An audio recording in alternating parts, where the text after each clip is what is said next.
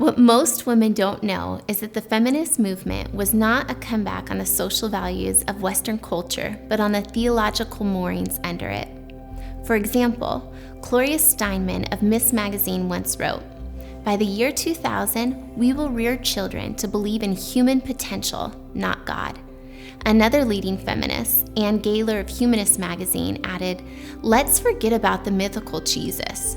2,000 years of patriarchy under the shadow of a cross will turn women back to feminist salvation." And the founder of Planned Parenthood, Margaret Sanger, threw in, "The most merciful thing a large family can do to one of its infant members is just kill it." That's why, since the 1970s, we've witnessed gender blurring taking over government, media, education, medicine, and now many churches.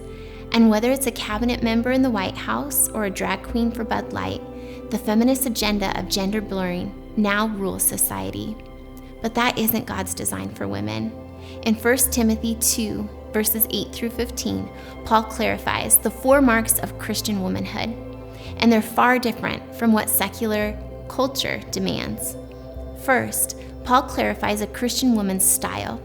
In 1 Timothy 2:9, he writes, "I want women to adorn themselves with proper clothing, modestly and discreetly, not with braided hair and gold or pearls or costly garments."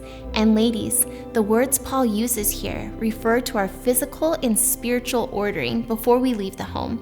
Specifically, that we're modest, humble, and not sensuous. On this point, I often tell my own daughter to look in the mirror before she leaves home, asking the question, does my style of dress bring glory and attention up to God or down to my body?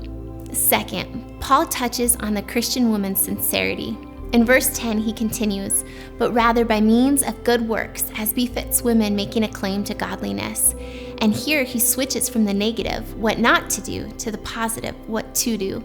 Meaning, instead of our flaunting our feminism, we are to present something different, specifically the beautiful virtues of faith, hope, and love. This too is something we must teach our daughters, that Christian womanhood is not merely putting off our old ways, but also putting on our new life, including offering our body as a living and holy sacrifice to the Lord, because we aren't just a clump of cells like evolutionist tells us, but we are handmade princesses of a mighty king. Third, Paul speaks to a Christian woman's silence.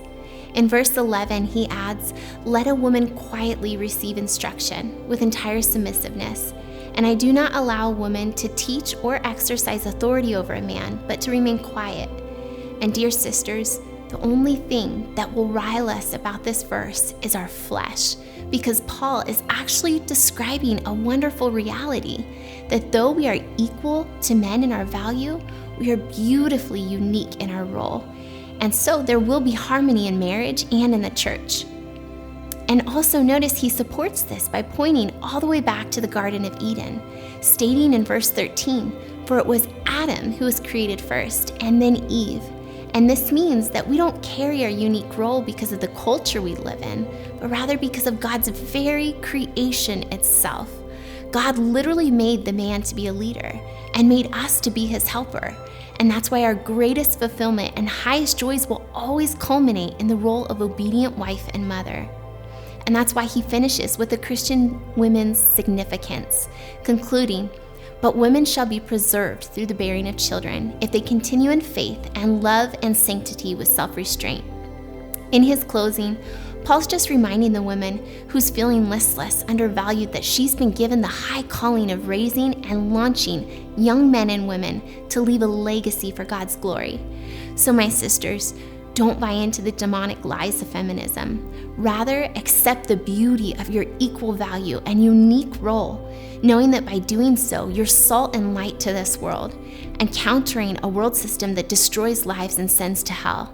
As Elizabeth Elliot so beautifully said, "You can never lose what you have offered to Christ."